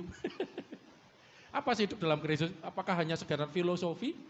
Hanya sekedar wacana, ungkapan? Nah, ini nanti hidup di dalam firman, karena Yesus adalah firman. Barang siapa tinggal di dalam aku dan firmanku tinggal di dalam dia. Loh, itu kan hidup dalam Kristus seperti itu. Tinggal di dalam aku itu kita percaya kepada Kristus sebagai Tuhan dan Juru Selamat kita, sebagai Sang Firman yang menyelamat kita, sebagai manifestasinya Allah ya, yang datang kepada kita menyatakan dirinya, dan firman-Nya tinggal di dalam kamu, maka minta apa saja itu ya, 1 Yohanes 15 ayat 7. Ya, hidupnya sukses berhasil ya, sebagai anak-anak Tuhan. Ya. Oke. minta apa saja maka diberikan kepadamu, Lukas 15 ayat 7. Kita baca sama-sama 1 Petrus 1 ayat 11. 1, 2, 3. Dan mereka ini para nabi. Yang dimaksud mereka ini para nabi meneliti saat yang mana dan yang bagaimana yang dimaksudkan oleh Roh Kristus. Perhatikan baik-baik ya. Jadi Kristus itu sebelum datang ke dunia jadi manusia memang dikatakan sebagai firman. Rasul Petrus menyebutnya sini Roh Kristus. Firman itu roh, saudaraku. Saudara bayangkan firman itu kayak apa, saudaraku, yang ngawang apa? Itu roh, Allah itu roh, firman itu roh, Roh Kudus ya roh. Roh itu dalam arti wujudnya, tidak fisik gitu. Firman itu roh. Roh, kenapa? Saya katakan ini Roh Kristus yang dimaksud firman. Coba baca sama-sama ya. Mereka, saya ulangi ya, kalau baca Alkitab coba diperdalam. Karena apa? Nanti tahun ini, saudaraku ya, saudara harus dengar baik-baik. Apa yang dimaksud dengan tema yang saya sampaikan tahun 2021 ini ya, ibadah tahun baru kita. Dimulai dengan firman. Nah, bagaimana Anda bisa memulai hidupmu dengan firman kalau engkau tidak mengerti firman? Engkau tidak mengenal firman. Secara sederhana, tahun 2021, engkau harus banyak baca Alkitab. Engkau harus banyak merenungkan firman Tuhan. Engkau harus banyak mendalami firman Tuhan. Saya baru sharing-sharing sama Mas juga tadi malam ya. Puji Tuhan, dia dapat sesuatu tentang Ribka apa. tambah dalam. Oh, bagus juga. Bagus. Sharing tentang Ribka ya. Wah. Ribka dengan Eliezer itu waktu ketemu. Luar biasa. Sampai dia nyelidiki ngasih minum. Waktu itu Eliezer kan minta minum. Ternyata enggak cuman kamu, sak onta-ontamu. Ontanya berapa itu? Sampai ngitung. 10. Dan ternyata satu onta minumnya apa? 200 liter. Satu onta 200 liter. Loh ini loh. Ribka loh, kan waktu itu Eliezer ceritanya kan disuruh oleh Abraham. Enggak apa-apa sedikit. Ini contoh hidup dalam firman tuh seperti ini. Enggak apa-apa, mau ada contohnya. Kok sharing-sharing tadi malam dia. Ya. Yang datang tadi malam. Jadi gini, Abraham itu kan mau mencarikan istri untuk anaknya, Ishak. Ya toh? Dia nyuruh Eliezer, aku enggak mau anakku dapat istri dari orang-orang penyembah berhala di sekitar situ. Pergilah ke sanak keluargaku ya. Yang sudah mengenal Tuhan lah. Cari ke sana, Eliezer ke sana. Cari nanti mbuh sopo. Lah Eliezer kan minta petunjuk Tuhan. Tuhan siapa yang harus tak cari gini loh, kan enggak gampang itu nyari pasangan itu. Sampai ke sana capek ya di sumur ya. Duduk haus dia sama rombongan onta bawa dia. Mau ngelamar siapa? Tuhan tunjukkan caranya ajaib. Jodoh itu memang enggak lari kemana. Muncullah Ribka. Baik. Sampai Eliezer lihat kehausan sang musafir ini ya dengan rombongannya, dengan untanya. Berilah aku minum, minta minum ya. Diambilkan minum, bukan cuman kamu ya, kamu yang baca kan. Bukan cuman kamu ya, untuk ambilkan minum, tapi juga dengan onta-ontamu, ontanya 10. Ontanya juga satu onta minumnya 200 liter. Bayangkan enggak, Ribka ini ngasih minum ini ngambil dari sumur, itu berapa banyak airnya, saudara? Berarti apa? Ribka ini orangnya baik hati dan tidak sombong. Wah, baik hati, ringan tangan. Wah, ini seperti istri saya, saudara ya. Wah, Ribka aku ini ya. Kerja banting tulang ya, dapat uang. Pak, butuh uang tak? Ayo, saya lagi berdoa. Yuk kirim berapa aja. Baik hati, bukan tidak sombong, apa? Baik hati, ringan tangan, ya tuh rajin bekerja. Wah, itu yang cowok-cowok ya, kalau mau sayang yang menikah enggak datang ya, nanti minggu saya menikah. Itu sebenarnya kriteria istri itu Alkitab ada. Saudara kalau mau tahu istri yang cakap itu kayak apa? Amsal 31. Itu baik hati, ya toh. Kan buah roh kan salah satunya kebaikan. Suka menolong, ringan tangan, rajin bekerja, itu ada semua itu. Nanti baca Amsal 31 itu kriterianya. Tapi cari orang kayak gini di mana Pak ya? Tenang aja, Eliezer bingung waktu itu berdoa kan dia ya. Tuhan, kemanakah aku? Kemanakah aku harus pergi? Ternyata saya tuh dulu juga tiba-tiba ditunjukkan istri itu datang. Jadi enggak usah nyari. Adam itu loh apa nyari Hawa. Dibuat tidur sama Tuhan. Bangun-bangun. Ada cewek. Inilah daging tulang dari tulang. Langsung gitu loh. Ada nyari-nyari malah keliru. Ya Fandi, ketawa jam. Jangan cari sana sini sampai mau ke Surabaya tak larang-larang enggak ya, berubah ya. Wah, lu mau naik Gojek Surabaya mau nemu enggak usah. Terus cewek enggak bener itu yang itu. Nanti Tuhan tuh temukan sendiri. Amin Mas Juga? Amin kok Beni di sana? Ustaz, temukan, enggak tahu ya. Tuhan itu menemukan, enggak tahu caranya gimana. Eliezer loh tiba-tiba, oh Joshua angkut-angkut kepala ini. Dia enggak nyari aja nemu-nemu datang-datang sendiri. Tinggal seleksi, berdoa. Tanya Eliezer, berdoa, Tuhan yang mana? Lu muncul yang baik hati, tidak sombong. Apa tadi? Ringan tangan, rajin bekerja, suka memberi, bahkan Mas juga. Jadi Eliezer ini yang direnung saya, ini guyonan saya aja. Mas juga dapatnya di Eliezer ini hanya minta minum untuk diriku sendiri. Aku haus, musafir, kasih minum. Nanti unta aku tak kasih minum sendiri, kira-kira gambarannya gitu. Tapi Ribka, aku beri kamu minum, unta-untamu juga. Loh ya apa so? 10 unta masing-masing 200 liter. Kok gak kelenger, saya enggak tahu. Mungkin ya manggil, ini kalau manggil hamba-hamba perempuan, dia kan tuan putri ya, bukan tuan putri raja, maksudnya dia kan ya nona lah ya, kalau ada dayang-dayang. Tapi kan baik dengan tangan. Itu Mas juga ingat ajarannya Tuhan Yesus. Ingat enggak Yesus pernah ngomong apa? Kalau ada orang minta bajumu, berikan juga jubahmu. Jadi Mas juga nih dapat inspirasi firman Tuhan itu, dan itu kebenaran. Kalau ada orang minta aku minta bajumu, sekalian aja kasih jaketmu gitu loh, ngerti? Jadi baju sak jaket dikasihkan, itu istilah bukan telanjang nanti Pak kasih. Enggak, ini istilah. Kalau ada orang minta kepada kamu berjalan 1 mil, berjalanlah 2 mil. Ayo temani aku 1 mil, sampai 2 mil pun tak ajak kamu, tak temani ya, mungkin ada gitu. Dan memang saya tahu Mas juga ini suka memberi lah, saya tahu ya. Jadi kalau kamu mungkin mau ngasih 1 juta Mas, ngasih 10 juta gitu kira-kira. Wah gede-gede. Enggak, jadi itu kan luar biasa, ini buah roh ini. Dasar. Dan dia dapat dari Ribka, ternyata di perjanjian lama aja sudah ada gitu loh. Itu prinsip itu sudah ada, firman itu sudah ada, makanya ayat ini kita baca. Tapi gak apa-apa. Dan mereka ini para nabi. Ini kan yang nulis Musa. Kejadian Ribka itu kan, itu wahyu yang diterima Musa. Ya, itu dalam kitab Taurat. Nuliskan tentang Abraham, Ishak, Yakub, Ishak ya. Dan mereka para nabi ini meneliti saat yang mana dan yang bagaimana yang dimaksud oleh Roh Kristus yang ada di dalam mereka. Siapa itu Roh Kristus? Mereka ini para nabi. Jadi Roh Kristus datang pada para nabi, yaitu roh yang, jadi Roh Kristus adalah roh yang sebelumnya memberi kesaksian. Jadi Musa itu mendapatkan kesaksian dari rohnya Kristus. Itu firman itu loh, firman itu datang. Allah itu berbicara kepada Musa, melalui firman itu datang, Roh Kristus datang. Pada Musa meneliti, menyelidiki. Makanya Mas juga nggak usah heran, Ribka kok sudah ada prinsip yang seperti diajarkan Yesus gitu.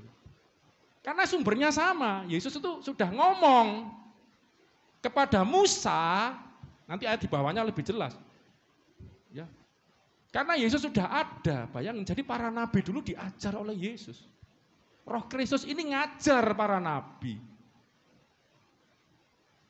Makanya saudara nanti kalau baca perjanjian lama, saudara juga bisa temukan kok banyak hal yang juga Yesus malah disempurnakan oleh Yesus. Karena waktu itu masih berlaku hukum Taurat ya, lanjut aja. Roh yang sebelumnya beri kesaksian, tapi ini secara khusus ya tentang segala penderitaan yang menimpa Kristus dan segala kemuliaan yang menyusul sesudah itu. Lanjutnya 12, ini penting. Kepada mereka para nabi telah apa saudaraku? Dinyatakan bahwa mereka para nabi bukan melayani diri mereka sendiri. Jadi mereka dapat Roh Kristus, dapat firman Kristus ya. Roh Kristus adalah firman-Nya Kristus itu yang datang kepada mereka, mengajar mereka sehingga mereka bisa meneliti, dapat pemahaman, menuliskan kitab-kitab suci ini, dapat bernubuat. Tetapi mereka bukan melayani diri mereka sendiri, tapi melayani kamu, saudara dan saya, jemaat umat Tuhan maksudnya secara umum ya, dengan segala sesuatu yang telah diberitakan sekarang. Sekarang itu waktunya apa? Waktu Anda dengar firman. Ya. Kepada kamu dengan perantaraan mereka, para nabi. Yang oleh, ini saudaraku, Roh Kudus yang diutus dari surga. Roh Kudus ini menyampaikan apa? Berita Injil. Mereka ini, saya ulangi dulu. Mereka ini siapa saudaraku? Para nabi, nabi-nabi ya, Musa, Yeskiel, Yeremia, dapat Roh Kristus. Terus di sini dikatakan Ada Roh Kudus yang diutus dari surga datang kepada mereka menyampaikan berita Injil. Jadi Roh Kudus itu menyampaikan apa? Berita Injil. Lah, jangan salah ya, Roh Kristus, Roh Kudus ini apa? Dengan sederhana, Roh Kudus menyampaikan berita Injil. Injil itu loh isinya teman. Isinya apa? Coba buka Roma pasal 1 ayat 1. Nanti balik sini lagi ya. Anda diteguhkan oleh ayat ini. Roma 1 ayat 1. Dari Paulus, hamba Kristus Yesus yang dipanggil jadi rasul, dikuduskan untuk memberitakan Injil Allah. Apa sih isinya Injil? Jadi Injil itu diberitakan para nabi-nabi perjanjian lama maupun para rasul. Ayat 2. Injil itu telah dijanjikannya sebelumnya dengan perantaraan nabi-nabinya dalam kita. Jadi Injil itu yang diterima para nabi itu berupa janji. Kalau para nabi ya. Kalau para rasul itu sudah digenapi kan, Yesus menggenapkan janji-janji tentang Injil itu. Ayat 3, Injil itu tentang apa? Tentang, saya ulangi ayat 2, sorry agak belepotan. Injil itu, baca pelan-pelan ya, telah apa saudaraku? Dijanjikannya oleh Allah ya. Allah menjanjikan Injil itu sebelumnya dengan perantaraan nabi-nabinya dalam kitab-kitab suci. Injil itu sudah dijanjikan. Injil itu tentang apa sih? Ayat 3, 1, 2, 3, tentang anaknya, ya saudaraku ya. Yang menurut daging, cara kelahiran manusia diperanakkan dari keturunan Daud. Makanya Daud ini yang dapat janji. Keturunanmu nanti akan memerintah sebagai raja yang luar biasa selama-lamanya. Loh, ini siapa? Salomo mati. Bukan. Ternyata dimaksud Yesus anak Daud. Ngerti nggak sekarang nyanyi lagu itu kan? Kristus ya. Kristus anak Daud. Ini sebetulnya yang dimaksud. Kristus. Padahal bapaknya kan secara daging bukan Daud. Yo. Tapi ini yang dimaksud janjinya dari keturunan Daud. Nanti keturunanmu akan menjadi raja memerintah selama-lamanya. Itu Mesias, itu Kristus. Ya. Jadi inilah tentang, jadi Injil itu tentang apa? Kristus. Berbicara tentang Yesus. Saya kembali ke 1 Petrus 1 ayat 12 ya. Kepada mereka telah dinyatakan bahwa mereka bukan para nabi ini melayani diri mereka, tapi melayani umat Tuhan ya. Kamu segala sesuatu yang telah diberitakan sekarang pada kita umat Tuhan dengan perantaraan mereka para nabi yang oleh Roh Kudus. Jadi para nabi ini menerima Injil ya, walaupun janji-janji tentang Injil terutama yang dimaksud ya tentang Kristus ya, yang diutus oleh Roh Kudus itu yang diutus dari sorga supaya menyampaikan berita Injil kepada kita. Yang hal-hal yang ingin diketahui oleh, banyak sama-sama diketahui siapa? Ingin diketahui malaikat. Malaikat aja pengen ngerti gitu. Jadi malaikat enggak ngerti gitu, bayangin Saudara. Sampai pengen ngerti para malaikat. Memang ini rahasia Allah Injil. Ya. Oke, singkat. Nah, dari di sini saya mau bandingkan juga dengan ayat ini. Bawahnya. Bawahnya. 2 Petrus 3:5. Sorry, bukan ini. 2 Petrus pasal 1. 2 Petrus ya, bukan 1 Petrus. 2 Petrus pasal 1 ayat 20 dan 21. Coba, saya akan tutup dengan ayat ini. Supaya Anda semakin mendalami, mengenal. Jadi gini, Anda bersekutu dengan Kristus, seperti Rasul Yohanes tadi katakan, kenapa sih aku menjelaskan, aku menyaksikan pengalamanku ini kalau bahasa bebasnya ya, dengan firman yang aku raba sendiri, aku lihat sendiri kan makan tidur bersama-sama, 3,5 tahun hidup sebagai murid-murid Kristus. Aku saksikan, aku dengar, aku lihat sendiri, aku saksikan kepada kamu. Kenapa? Supaya kamu memiliki persekutuan seperti kami memiliki persekutuan dengan Kristus. Lah, itu artinya Kristen sebenarnya. Ya, Kristen itu memiliki persekutuan dengan Kristus, pengikut Kristus, bukan cuma ikut-ikutan ya, maksudnya memiliki persekutuan dengan Kristus, hidup di dalam Kristus. Maksudnya apa? Kristus itu sang firman. Kristus itu ada hikmatnya Allah, logikosnya Allah, logosnya Allah. Anda miliki gitu loh dalam hidupmu. Dan kau miliki dan hidup di dalamnya gitu loh maksud saya. Makanya harus mendalami Mas juga, walaupun dia belajar tentang Eliezer, ketemu, mungkin kamu lagi berdoa jodoh mungkin ya. Ayat-ayat tentang jodoh mana? Oh Eliezer, dapat rema tapi. Ya, nanti saya akan jelaskan itu rema itu apa, logos itu apa. Dapat. Dan kamu nemu juga Injil di situ kan, itu Injil itu. nafasnya Kristus, hidupnya Kristus. Itu Kristus. Kamu minta baju, kasih jubah sekalian. Tampar pipi kiri, pipi kanan sekalian. Ini kanan enggak sekalian. Itu kan kalau kamu tampar pipi kirimu, berikan juga pipi kananmu. Itu Yesus gitu kan. Jadi kasih pipi kiri sekalian kanan itu. Ya kan Yesus datang ke dunia menderita, lahir aja di kandang domba, di palungan, sampai menyerahkan nyawanya, ya, tuntas sudah, minta segalanya diberikan, nyawa aja diberikan, itu kan Kristus. Itu nafas hidupnya Kristus. Yang terutama harus kamu ketahui, 2 Petrus 1:20 ya, ialah bahwa 1, 2, 3, nubuat-nubuat dalam kitab suci tidak boleh ditafsirkan menurut kehendak sendiri. Jadi sebenarnya terjemahnya gini intinya, jadi para nabi ini mendapat nubuat itu firman Allah yang kemudian disampaikan gitu loh saudaraku. Itu tidak menurut pikirannya sendiri gitu loh. Sebab tidak pernah baca sama-sama, tidak pernah nubuat dihasilkan oleh siapa? Kehendak manusia, tetapi oleh, baca sama-sama, dorongan Roh Kudus, orang-orang berbicara atas nama Allah. Orang-orang menyampaikan firman Allah atas nama Allah. Demikianlah firman Allah, demikianlah Allah berfirman demikian, itu oleh dorongan Roh Kudus. Jadi dengan kata lain, Allah itu ketika menyatakan dirinya dengan firman-Nya, Roh Kudus itu sebenarnya nanti lain kali kita kalau belajar Roh Kudus itu ya ini apa ya istilahnya, yang menyalurkan gitu. Saya pernah sempat nyinggung sedikit, nanti kalau dipelajari lebih dalam kelihatan. Menyalurkan kasih, itu di Roma 5 pasal 5. Jadi Anda itu menerima kasih Allah itu dari Roh Kudus yang membawa. Makanya ada namanya roh kasih, roh damai sejahtera. Jadi Anda menerima damai sejahtera itu Roh Kudus yang membawa gitu. Gitu. Roh Kudus diutus dari surga untuk menyampaikan berita Injil kepada kamu. Jadi Roh Kudus yang membawa firman itu. Kenapa seperti itu nih? Jadi supaya Roh Kudus itu datang mengurapi para nabi, istilahnya mendorong para nabi, mengurapi sehingga para nabi dapat penglihatan. Itu karena ada Roh Kudus, urapan Roh Kudus. Dapat penglihatan, dapat pendengaran, dapat vision, dapat dengar suara. Kalau enggak ada urapan Roh Kudus ya kayak enggak ono apa-apa. Tapi ketika di zaman Roh Kudus diurapi Roh Kudus, terbuka matanya, terbuka telinga rohaninya, firman itu yang tersalurkan, Roh Kristus itu tersalurkan, terberitakan langsung oleh dorongan Roh Kudus, urapan itu mereka bernubuat. Mereka sampaikan firman Allah atas nama Allah. Ngerti saudaraku sedikit-sedikit ya, sedikit-sedikit lah. Ini dalam apa si Dina sampai ya ini Tritunggal saudaraku. Ini pemahaman Tritunggal itu seperti itu. Jadi Allah itu menyatakan diri kepada manusia melalui firman-Nya gitu loh. Melalui penciptaan, melalui berkaryanya segala macam. Dan yang membawa firman itu Roh Kudus loh. Sehingga manusia mampu menerima. Maaf saudara. Kalau nggak ada Roh Kudus, anak nggak mampu. Oleh dorongan Roh Kudus, orang-orang ini para nabi maksudnya. Termasuk kita bisa berbicara sama Allah, bisa menangkap maksudnya Allah.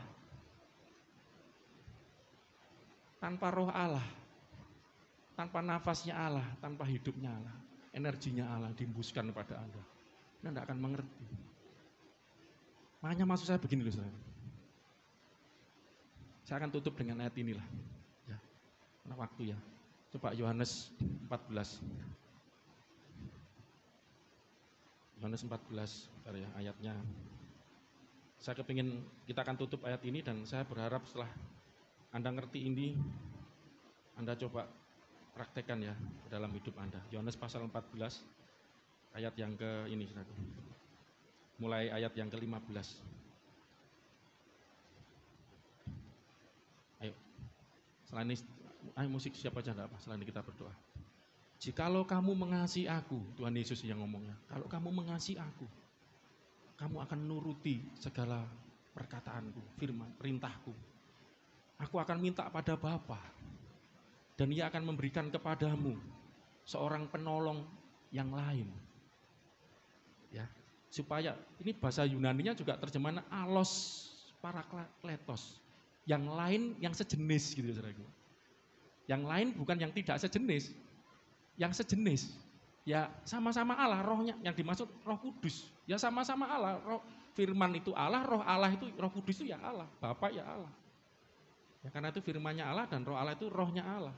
Jadi yang sejenis, penolong yang lain, karena ada yang menafsirkan ini nabi siapa? Oh enggak, itu bukan yang lain, yang sejenis itu. Bahasa Yunaninya alos, parakletos. Ya. Kalau di sini karena objek alon, parakleton, ya. Karena objek penolong yang lain supaya ia menyertai kamu selama-lamanya. Siapa yang dimaksud penolong yang lain menyertai kamu? Ayat 2, yaitu baca sama-sama roh kebenaran. Roh Kudus yang disebut roh kebenaran. Dunia tidak dapat menerima dia sebab dunia tidak melihat dia, tidak mengenal dia. Tetapi kamu mengenal dia, kenapa? Sebab, baca sama-sama, kenapa Anda mengenal Roh Kudus? Anak-anak Tuhan, oleh para nabi, kita umat pilihan. Mengenal Roh Kudus sebab ia, baca sama-sama, menyertai kamu. Dan akan apa? Diam. Di mana Roh Kudus itu? Di dalam kamu. Aku tidak akan meninggalkan kamu sebagai yatim piatu. Aku datang kembali padamu. Tinggal sesaat lagi dan dunia tidak melihat aku lagi, tetapi kamu melihat aku. Sebab aku hidup dan kamu pun akan hidup. Pada waktu itulah kamu akan tahu bahwa aku di dalam Bapa-Ku dan kamu di dalam aku dan aku di dalam kamu. Ada persekutuan maksudnya, ada kesatuan yang ilahi yang kita miliki. Persekutuan dengan Allah Bapa di surga melalui Yesus Kristus. Iman kepada Kristus dan oleh persekutuan dengan Roh Kudus yang tinggal di dalam kita. 21, barang siapa memegang perintahku dan melakukannya, dialah yang mengasihi aku. Dan barang siapa mengasihi aku, ia akan dikasihi oleh Bapa-Ku. Dan baca sama-sama, dan aku pun akan mengasihi dia. Dan akan menyatakan diriku kepadanya. Saya loncat ayat 23, ayo kita baca sama-sama. 1, 2, 3, jawab Yesus. Jika seorang mengasihi aku, ia akan menuruti firman-Ku. Dan Bapa-Ku akan mengasihi dia. Dan baca sama-sama, kami ini siapa? Yang dimaksud Tuhan Yesus. Aku dan Bapa, Tuhan Yesus dan Bapa, kami akan datang kepadanya dan diam bersama-sama dengan dia. Makanya kalau saya tanya melayat ini, siapa sih?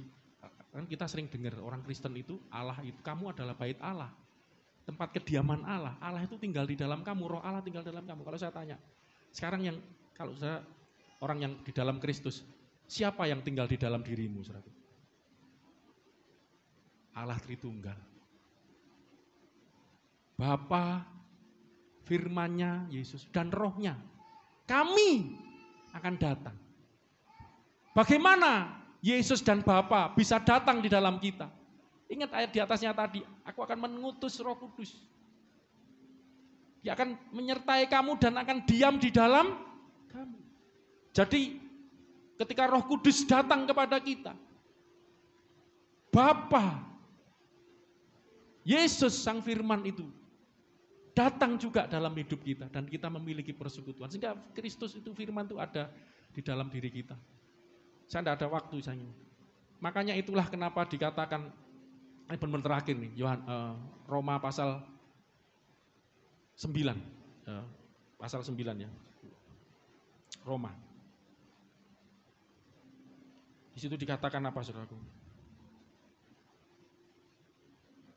Ayat mulai 9 ya. Firman itu tidak jauh. Roma pasal 9, 10. Ayat 8 dan 9.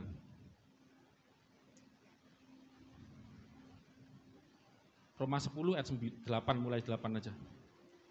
9 dan 10. Kita akhiri ayat beribadah kita dengan ayat ini. Tetapi apakah katanya ini? 1, 2, 3. Firman itu apa, saudaraku? Dekat kepadamu. Yaitu di mana? Di dalam mulutmu dan di dalam hatimu. Saya mau tanya, orang Kristen, di dalam hatimu ada apa? Ada siapa? Luar biasa anak sekolah minggu Tuhan. Betul. Ada Roh Kudus, tadi diam di dalam kamu. Ada firman, yaitu Kristus dalam kamu. Itu banyak ayatnya, Efesus 3, oleh imanmu Kristus diam dalam hatimu. Bapa, kami akan datang di dalam dirimu. Bayangin saudara, orang Kristen itu Bapa, firman-Nya, rohnya tinggal di dalam kita. Amin saudaraku. Kita miliki peristiwa dengan Roh Kudus. Firman itu di dalam mulutmu, dalam hatimu, itulah firman iman yang kami beritakan. Sebab jika kamu mengaku dengan mulutmu bahwa Yesus adalah Tuhan dan percaya dalam hatimu bahwa Allah telah membangkitkan Dia waktu jadi manusia, mati, bangkit dari antara orang mati, maka kamu akan diselamatkan. Baca sama-sama ayat 10. Karena dengan hati orang percaya dan dibenarkan, dengan mulut orang mengaku dan diselamatkan. Saudaraku, mari kita mulai tahun 2021 ya, bangkit berdiri yuk. 2021 kita mulai dengan keyakinan, dengan iman. Firman iman yang diberitakan ini. Bahwa kita akan melangkah, kita tidak sendiri. Ada Bapa bersama kita, di dalam kita. Amin saudaraku. Ada Kristus Sang Firman di dalam kita. Ada rohnya di dalam kita. Ada Allah di dalam kita, ada Tuhan di dalam kita. Makanya saudaraku, kenapa sampai hari ini bait Allah itu dihancurkan sudah berkali-kali, 2 atau 3 kali ya. Zamannya selalu kerajaan Israel itu dihancurkan. Kemudian dibangun 2 kali berarti ya. Terus kemudian di dalam tahun 70 dihancurkan oleh tentara Romawi. Sampai hari ini tidak dibangun. Karena Yesus ngomong robohkan bait Allah ini. Dan satu batu pun tidak akan tertinggal katanya. Aku akan membangun kembali dalam 3 hari. Bicara kematian kebangkitan. Siapa yang dimaksud bait Allah? Makanya Alkitab berkata, tubuhmu adalah bait Allah. Tuhan tidak lagi butuh fisik. Itu gambaran saja. Sesungguhnya Tuhan mau engkau menyediakan dirimu menjadi rumahnya. Tidak tahukah kamu bahwa tubuhmu adalah bait Allah? Rumah Allah, tempat kediaman Allah, di mana Allah tinggal di dalam kamu. Rohnya tinggal di dalam kamu. Firman-Nya tinggal di dalam kamu. Nanti lain waktu saya akan jelaskan bagaimana firman. Karena kita tahun ini akan menghadapi tahun 2021.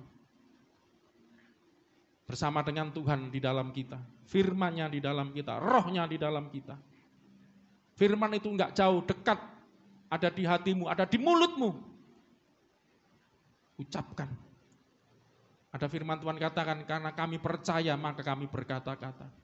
Tuhan pernah berjanji kepada Musa, apa yang kau ucapkan di hadapanku aku akan lakukan.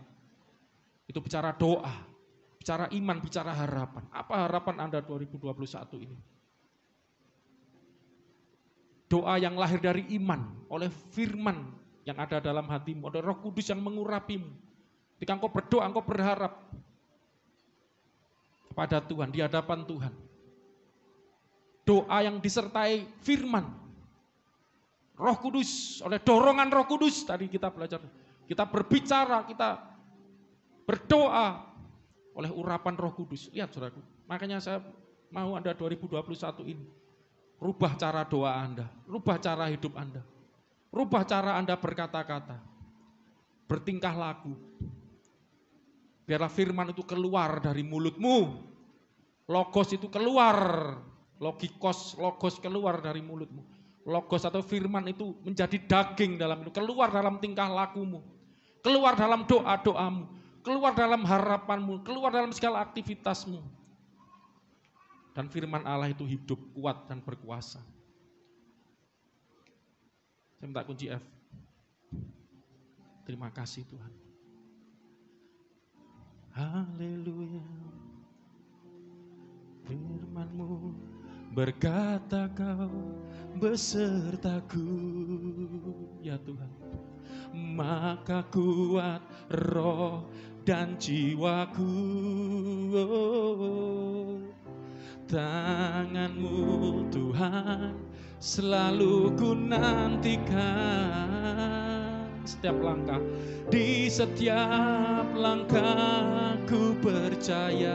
Sekali lagi, firman-Mu berkata, firman-Mu berkata kau besertaku. Saudaraku yang percaya katakan, maka kuat roh dan jiwaku.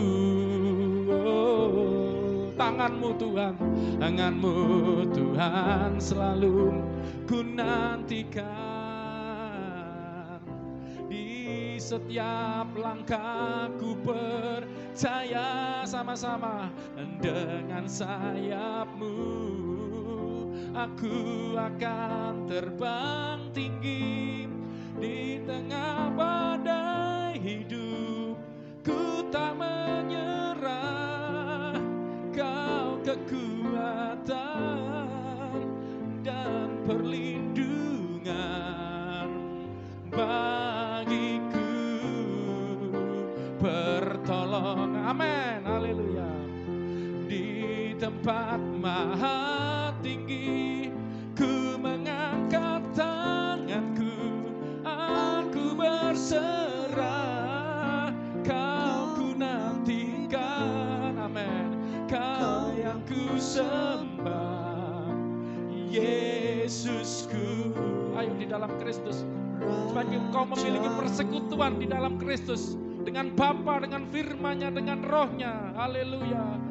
Firman-Mu Tuhan, firman-Mu berkata Kau besertaku, maka kuatlah, maka kuat roh dan jiwaku. Tangan-Mu Tuhan, tangan-Mu Tuhan, selalu ku nantikan. Haleluya. Di setiap langkahku bersama-sama yang percaya dengan ayo 2021 kita akan terbang tinggi.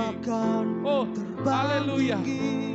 Ku mengangkat tangan, ku tak amin. Di tengah badai hidup tak menyerah, Kau kekuatan, amin, dan perlindungan bagiku, pertolongan-Mu, amin. Di tempat maha tinggi ku mengangkat tanganku, aku berserah, aku nantikan. Oh, Kau yang ku sembah, Yesusku. Katakan, Kau Rajaku. Dengan sayap, dengan sayap-Mu, katakan dengan iman, ku akan terbang tinggi di tengah badai, di tengah situasi pandemi corona, di tengah ketidakpastian dunia ini. Bersama firman-Mu, bersama Roh-Mu, ya Bapa, Kau tinggal di dalam kami. Oh, pertolonganku. Oh, Jesus, kami percaya. Di tempat ku mengangkat tangan. Oh, aku berserah. Haleluya. Kau ku nantikan. Alkitab berkata, berbahagialah orang yang menanti-nantikan Tuhan. Dia akan dapat kekuatan yang baru. Sekali lagi, dengan sayap-Mu ku akan terbang tinggi di tengah badai. Aku tak menyerah. Aku punya pengharapan di dalam Kristus. Aku punya firman di dalam hatiku, dekat di mulutku. Ada Roh Kudus menyertai aku, tinggal di dalam aku. Ada Bapa yang mengasihi aku, tinggal di dalam aku juga. Di tengah hati, oh, haleluya. Ku mengangkat tangan, aku berserah. Haleluya. Ku nantikan, hanya Kau yang ku sembah, Yesusku. Haleluya. Kau Raja. Ambil waktu saat teduh sejenak. Kita mau menyongsong tahun 2021.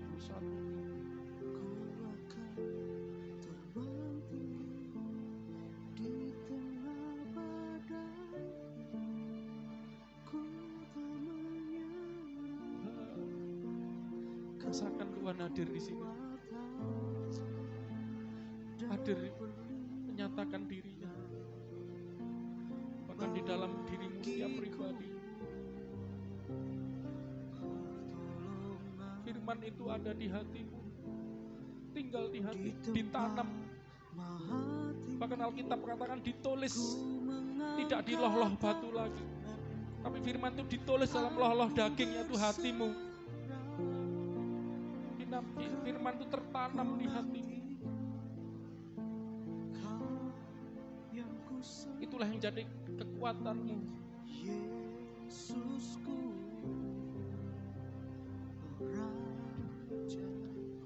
saya mengajak kita rentangkan tangan kita. Ini langkah profetik. Seperti Raja Wali. Kita mau terbang. Lintasi badai. Saya sudah sering ajarkan burung Raja Wali. Ketika ada badai, justru badai itu membawa Raja Wali terbang lebih tinggi. Justru ketika ada badai, Raja Wali bisa rest, istirahat. Dia cukup merentangkan sayapnya yang kokoh ini.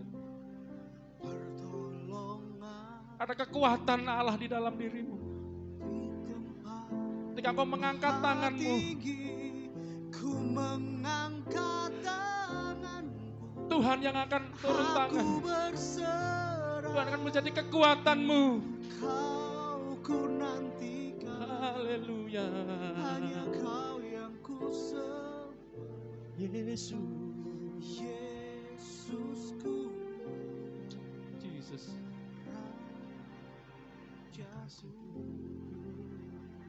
Mari kita berdoa, saudara. Ayo masing-masing saya berikan waktu 2-3 menit berdoa. Firman itu di mulutmu, ucapkan. Doa yang lahir dari iman. Doa orang benar bila dengan iman, dengan yakin. Besar kuasanya. Didoakan dengan besar kuasanya. Karena kita gak asal berdoa. Nah, kita ada iman. Kalau kamu percaya dalam hatimu, mengaku dengan mulutmu, Kristus Tuhan, Kristus berkuasa, mati bangkit, mengalahkan maut. Musuh yang paling besar, terbesar bagi dunia ini adalah maut. Itu telah dikalahkan. Apalagi masalah-masalah yang kecil lainnya. Kau percaya dalam hatimu, confess with your mouth, mulutmu mengakui Tuhan Yesusku berkuasa. Amin. Firman Tuhan itu benar, ya dan amin. Ya, doa yang lahir dari iman engkau lepaskan dari mulut. Jika kamu tinggal di dalam aku dan firmanku tinggal dalam kamu. Ketika kamu berdoa, minta apa saja, Yohanes 15 ayat 7, aku akan berikan kepadamu. Inilah bekal kita 2021. Sebagaimana Allah mengawali segala sesuatu dengan firman. Aku adalah permulaan segala pekerjaan Allah. Aku sang firman. Logos. Aku adalah permulaan dari segala pekerjaan Allah. Sebelum segala sesuatu ada, aku telah ada. Sang firman itu sekarang tinggal di dalam engkau. Karena engkau percaya pada Kristus, firman itu. Hiduplah di dalam Kristus. Iman kepada Kristus. Iman di dalam Kristus. Terima kasih Tuhan. Terima kasih Tuhan Yesus. Kami siap menyongsong tahun yang baru 2021 bersama dengan Engkau. Dengan sayapmu, terakhir saudaraku, aku akan terbang tinggi. Aku di tengah badai hidup, aku tak menyerah. Kau kekuatan dan perlindungan bagiku, pertolongan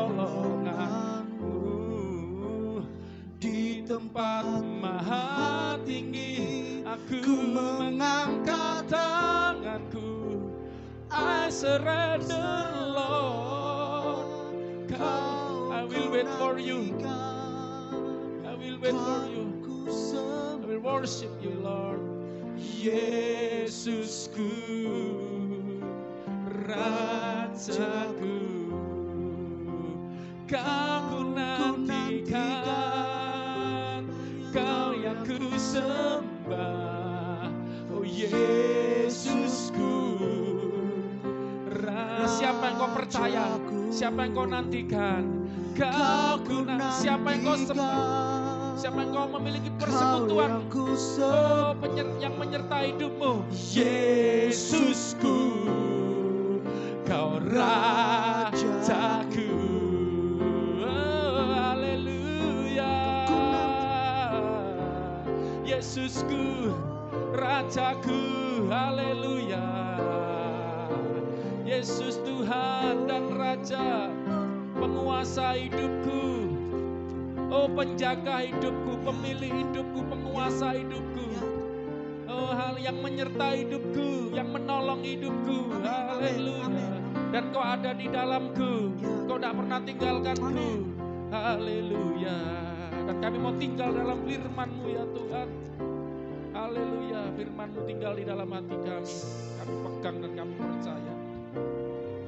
Terima kasih Bapa buat pagi hari ini. Biarlah bekal firman-Mu ini, firman yang diberitakan hari ini, jadi bekal kekuatan bagi anak-anak-Mu dalam menyongsong tahun yang baru Tuhan 2021 ini, yang penuh pengharapan, optimis karena percaya kami tidak sendirian. Bapa mengasihi kami, Bapa di dalam kami, yang firman-Nya dan roh-Nya penuh kuasa dan kehidupan Allah di dalam kami. Ya, kami hidup bukan kami lagi yang hidup, Kristus hidup di dalam kami. Bapa hidup dalam kami, roh-Nya, firman-Nya hidup dalam kami. Kami akan dijadikan manusia yang baru, man of God, manusia-manusianya Allah, dengan hidup mengikuti seluruh kehendak Allah, menggenapi sebagaimana Kristus menggenapi kebenaran Allah. Kami akan hidup mengikut Kristus, melakukan firman, hidup dalam firman. Terima kasih. Inilah kehidupan yang kami jalani 2021. Bersama dengan firman-Mu, dengan roh-Mu, akan lakukan mulai segala sesuatu dengan iman, dengan firman iman yang kami perkatakan, yang kami lakukan. Orang benar hidup oleh imannya, oleh percayanya. Dalam nama Yesus Kristus, saudara-saudaraku yang terkasih, sebelum tinggalkan tempat ini, angkat tanganmu, angkat wajahmu, pandang Bapamu yang di sorga, yang menyinari engkau dengan sinar kemuliaannya. Wajahnya dihadapkan kepadamu, dan roh-Nya berikannya tinggal di dalam hatimu, firman-Nya diberikannya tinggal dalam hatimu. Berarti sama juga Dia tinggal di dalam engkau. Kau menikmati persekutuan dengan Dia, dan kau hidup di dalam Dia. Jangan takut, jangan menyerah, jangan putus asa. Dia bersamamu selalu. God be with us. Allah bersama kita. Immanuel. El itu Allah. Immanuel di dalam kita, bersama kita. Terima kasih Tuhan. Yang mengucap syukur buat ibadah hari ini, buat anak-anak-Mu yang sudah mendengar firman hari ini. Manapun mereka berada, yang live maupun yang nanti lihat rekaman. Tuhan menjamah setiap pribadi. Dalam nama Yesus kami sudah berdoa dan bersyukur. Haleluya. Amin. Selamat hari Minggu. Yesus memberkati kita. Selamat tahun baru. Tuhan Yesus memberkati kita semua. Minggunya nanti 2 hari lagi.